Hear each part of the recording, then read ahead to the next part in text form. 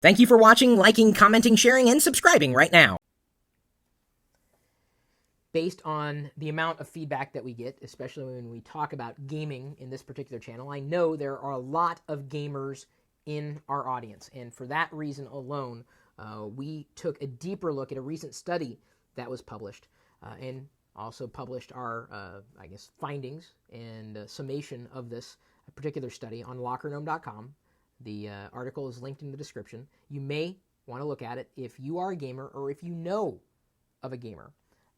Title of the article, aptly, is Does Gaming Cause Depression? And it's been found to be linked, especially for people who are hardcore gamers. In some cases, you could say that gaming causes the depression. And in other cases, the depression that you might be in could lead to more gaming. I mean, they may be linked. It's an escape. That's what gaming is. It's a form of entertainment. In some cases, you can make a career out of gaming, and that's awesome if you can. I wouldn't say that you can make a career in being depressed unless you want to be a comedian, but I doubt that would be the path you'd want to take. The study itself is currently being conducted out of Victoria University by Dan Lawton, and he's currently completing his PhD in psychology through investigating a correlation between video game playing and health. And so we contacted Dan and we asked him, hey, give us some ideas here. What are some warning signs? Why do you believe that this is a possibility? He's hoping for a continuous block of data over 9 months from about 300 to 400 people. But the more participants the more participants take part, the more valid the findings and the more representative of gamers worldwide. And he also notes other factors, and we ask these qualifying questions. The study takes into account past mental health diagnosis as well as treatment history, so substance abuse, on down the line. He also, asks participants if they've been stressed out by other events. So could gaming cause depression? Or could depression lead to more gaming as a form of escapism? Something to consider. If you find yourself gaming more frequently, you might ask yourself why.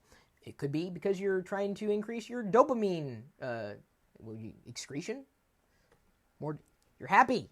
Yay, I achieved something. And that's cool. And we all find ways to entertain ourselves. But if you're using gaming as an escape mechanism without dealing with other stresses and problems, you could be making matters worse. This study, as it continues to unfold, will certainly be interesting to watch, if only because it is convenient to play video games these days. They're everywhere, whether we're sitting in front of a television set, in front of a computer, or on a mobile device or a tablet computer. It doesn't really matter. If that's all you do, that's generally a problem. I mean, if all I did was sit in front of this computer all day and that's it, that would be a problem. This is one of the reasons why I'm not in front of this computer all day long. And I know that we do have a fantastically younger audience that this may be an issue if there are stresses that they are escaping. This doesn't mean that gaming's bad. It means that if you have signs of depression and are using gaming as an outlet, it may not be the healthiest route that you'd want to take for yourself. And if you know of a gamer that may be or may apply for this study, may let them know that it's actually happening. I know a few people out there are very depressed, and they don't even know it. I mean, just because you're depressed doesn't mean you're showing classic signs of depression. Sometimes it manifests itself in other ways. Me, I may get angry at times, but I'm not depressed.